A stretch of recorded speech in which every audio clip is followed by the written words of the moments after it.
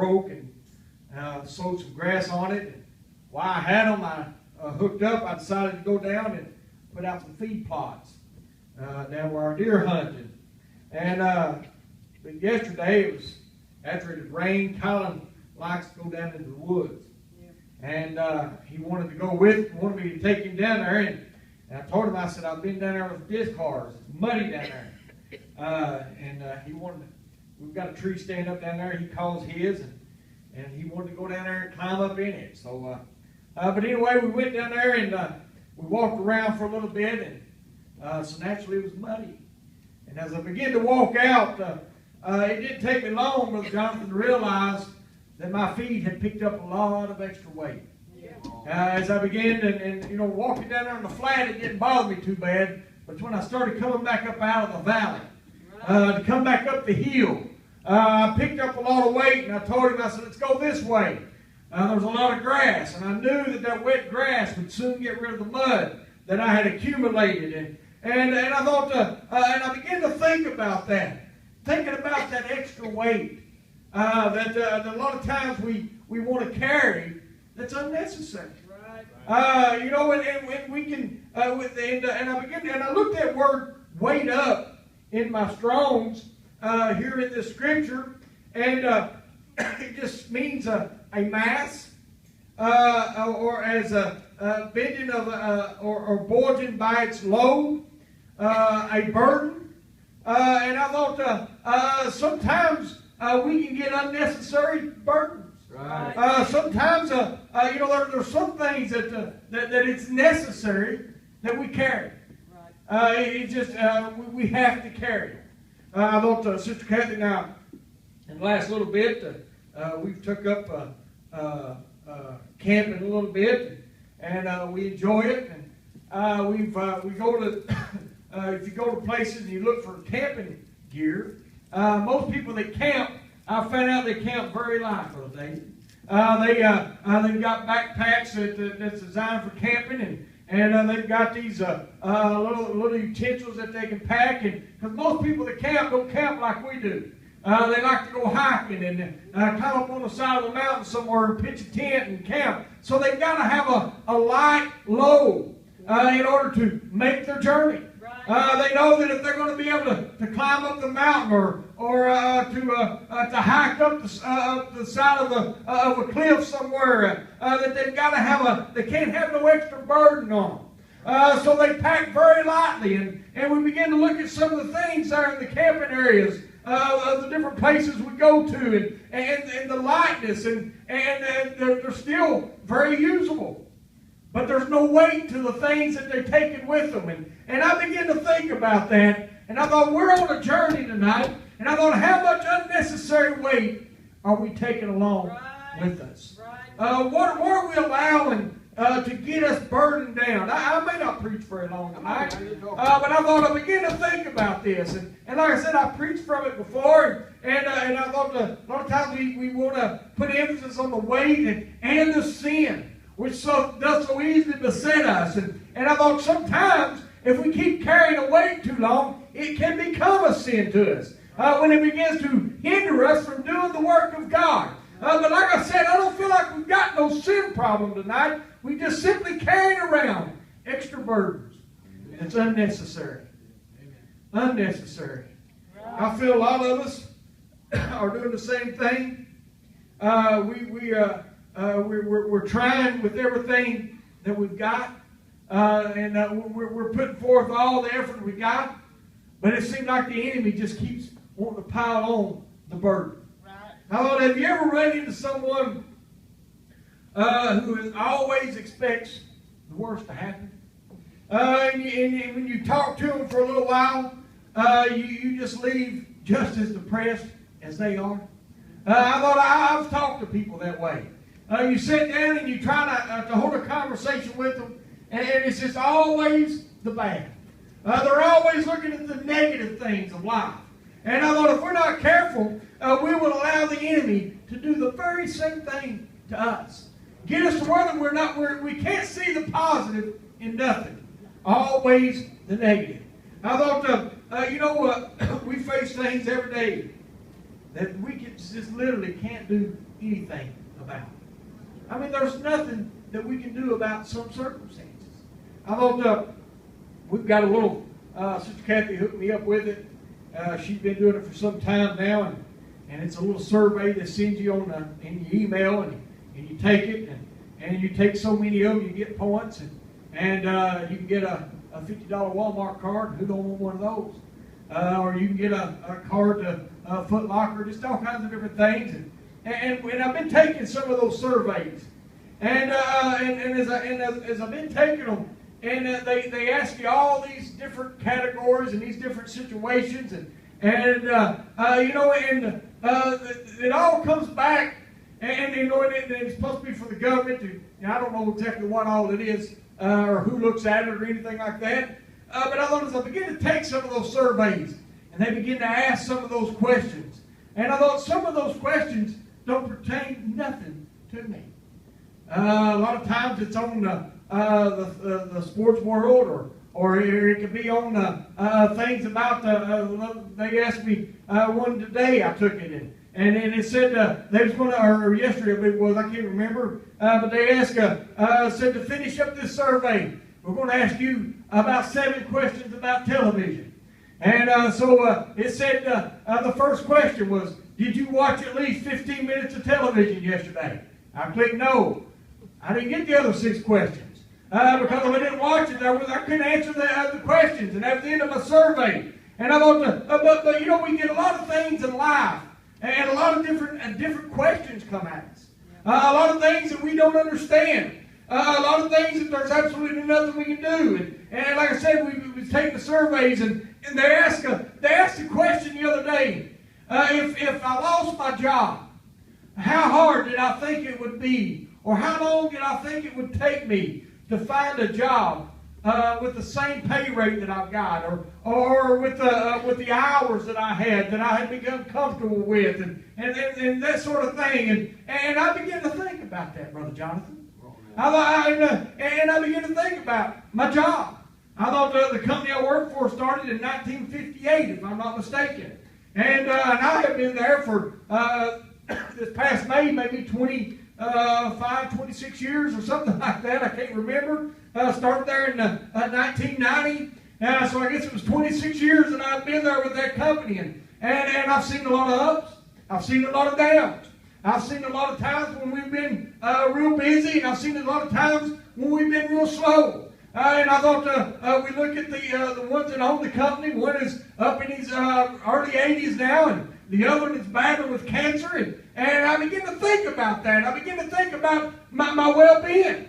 I begin to think about my future there at my job. And I've spent the best part of my life there. And now I'm in my middle 40s, and it wouldn't be so easy to find a job. I begin to think about those things.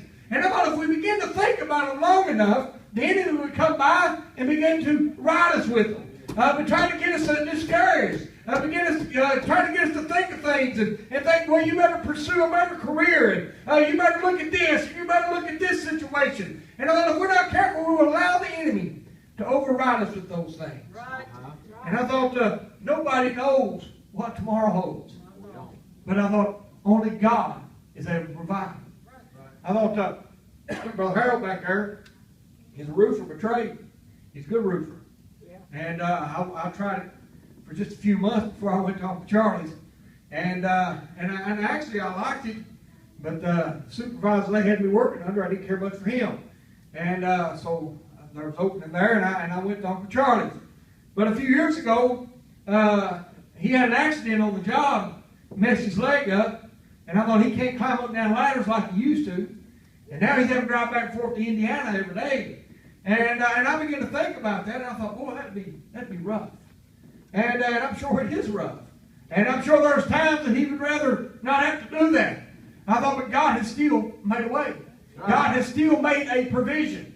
And I thought, no doubt, when he first broke his leg, he probably questioned and wondered what he was going to do. But I thought, God has made a way. A lot of times we begin to question things. We begin to worry about things that we have no control over. Right. When all we need to do is just simply give it over to God. And I thought, I just use that for an instance. I thought, but what are we battling with? What are we carrying unnecessarily? that we need to give over to God so that we can work more freely for Him. Right. I thought, we should have liberty when we come to the house of God to worship. And I've said before, That's right. this is a sanctuary. And I thought, have you ever went to a bird sanctuary without hearing birds chirp? I mean, think about it. You're not going to go into a bird sanctuary and not hear a bird, because that is a sanctuary for them. They know that there's no harm there that's going to ever come to them unless a big old cat happens to sneak in somewhere. And I thought, we're the same way. I thought, this is our sanctuary. We shouldn't have to worry about nothing. But every once in a while, that old devil will sneak in to our midst. And I thought, he'll mess up our peace. He'll mess up our serenity that's around us. Yeah. And I thought, but we need to quit worrying about the things of the future. And only the place that we can't control. And only look to the future that's in God. Right. I thought, that's the only future we have anyway, is in God. I thought, a lot of times, we won't worry about our finances. And I thought, there's nothing at all that we can do with them other than tighten up a little bit. And I thought, if you've done got the bills out there so far that you can't hardly make them, then there's no need fretting them. You've done it. Just tighten up and take care of it. I thought, I worked with a guy, and he and I are about the same age and make about the same money. And but the problem is, which his wife works. And he and I make about the same money. Then his wife's making money, and so he's actually bringing in a lot more than I am. And she probably makes about what we make. And but he's got 2 children, and one of them's a senior in college, graduating this year, and the other's a junior in high school. And but the problem is, his wife's sister, she probably makes about $100,000 a year, and her brother-in-law makes about $100,000 a year, and she wants to keep up with her sister and her brother-in-law. And so he comes to work, and he's all the time complaining about his finances, all the time complaining about not having no money. And his children have always got their hand out. And he said, I can't do nothing for every time I think I'm going to get ahead a little bit, then something goes on here, something goes on there. And I told him, I said, there's nothing you can do about that except for tighten up a little bit. And I thought, but a lot of times we, as Christians, as children of God, we will allow the circumstances and the finances to overwhelm us to where we can't even worship God. Right now. I thought, I have been not necessarily all to my making, but I have had a big part in it. And I thought, since Kathy had income, and I didn't make what I make now, but I had made pretty good money, and so we were quite comfortable. We had adjusted to that, and we just bought the place where we're at, and I had got the want. It was a want, not a need. Got the wanting a 4-wheel drive vehicle, so I bought one, and it turned out to be the junkiest thing I ever owned in my life. And so I had it a year, traded upside down, had a terrible car payment on the car. It was a good car, but it wasn't worth near what I was paying for it. And but we were making the payments fine until her job quit. And then there was no money. And I thought there was times that I began to think about it, and it would overwhelm me. And I not as much as her, because I know a lot of people don't agree with it, but she's a better financial advisor, planner, and than I am. And she can budget the bills better than I do. So she takes care of that part of it. And so she would balance everything out. And a lot of times, Brother Jonathan, we were in the negatives so bad that it didn't seem like there would be no way. But God always made a way. And although we didn't fret over it, we didn't get to the place where we came to the house of God, we couldn't worship God over it. We just continued on because we depended on God. Right. And I thought that He made a way. Right. But I thought, what would have happened if we would have just threw our hands up and said, there's no way that we're going to make it, and just given up. I thought we couldn't have made it. But I thought the weight of these things, can overtake us. And I thought we've got to trust in God. I thought there's nothing we can do. And I thought we can't come out. I thought we're expecting revival. I'm looking for revival. Yes, sir. But I thought if we're carrying unnecessary burdens, I thought we can't have revival. Right. The church might have revival, but you won't have revival because of the unnecessary burdens that you're packing. And I thought, like I said, I made mention of I never was, excuse me, never was much for hiking anyway. I'd rather get on something right at the top of the hill than walk. I mean, that's just the way I am. But these guys want to get out and go hiking, and they pack up and they start on their journey. But the guy that packs his backpack just a little bit too heavy, it ain't going to take him long till the others in the bunch start realizing this guy ain't going to make it. Yeah. And after a while, he's going to have to stop, and he's going to have to think about some things that he's packed that's really not necessary and get rid of it. Right. He don't pack like these young ladies that's going to youth camp. I remember when Sister Laura would go to youth camp, and we'd start packing the stuff into the living room to take it, and they had to use a box trailer to get all their stuff to the youth camp. And we'd just keep packing and keep packing and keep packing. And we'd get her on vacation. And Laura would, and Sister Kathy and I, we'd get one suitcase, we'd pile everything in it, we'd ready to go. And we'd just keep packing and keep packing. And after a while, we'd run out of car to put everything in. And I thought a lot of times we're the same way with unnecessary weights on our journey to heaven. We have this over here that we think we just gotta have. There's no way that I can let go of that.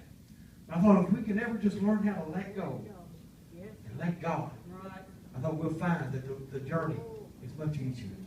And I thought when we began to make a journey, and we're packing unnecessary things, I thought it ain't going to take us long to become weary. Right. And I thought I don't want to get weary in this journey. I thought one of the things, and I'm soon closing, that if it's necessary that we're concerned about, but we can't let it get us to the place where we can't worship God. Right. And that's our family and our children. And I thought if we're not careful, we can look around and we can see the things that they're getting into. And I thought it's one thing when you're looking at family that's close to you, maybe your nieces and your nephews, or your close cousins or something like that, and you see them getting into things of the world, and you're concerned. Yes. And I thought I'd never have to face it, but when I look around and I'm sitting there when it's just about church time, and I see that car go by and it's headed to Richmond somewhere instead of coming to the house of God, and my heart begins heavy. That's right. And I begin to be concerned, Brother John. Yeah. But I thought we can't take the burden and allow the enemy to put that on us in such a way that it begins to weight us down. That's right. That we can't be free when we come to the house of God. And I thought, it's necessary that we pack the burden, but I thought we can't let the burden overweight us. That's right. And I thought in my feeble attempt tonight, as I've tried, I've just simply I want to bring forth the point to us tonight that there's burdens that we must carry. And I thought we've all got a cross, and it's necessary that we carry it. But I thought we are carrying weights that is unnecessary. It's causing us to be weighted down, keeping us from getting where we need to be with God. Right. And I thought, I don't want to get to the place where I can't have liberty when I get to the house of God because I'm too wore out under unnecessary weights. Amen. And I thought the weight will soon become the sin if we don't let it loose. And I thought, I don't know what we're dealing with tonight. I know what some are. Like I said, I found that it's, I have a greater understanding and a greater, I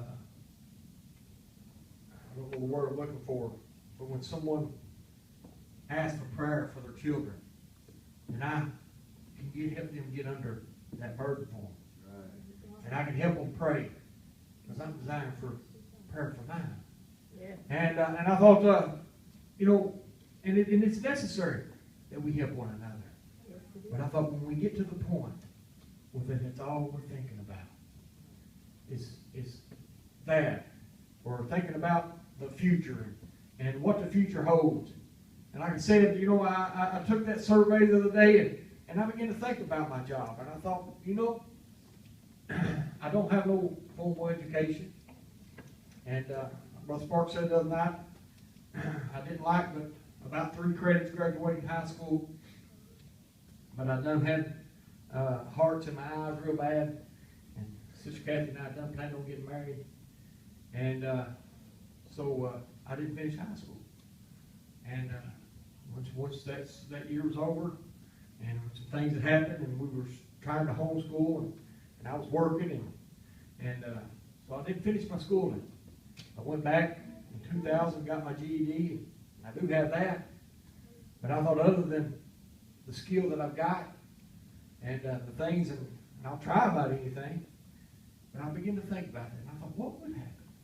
Where would I go? What would I do?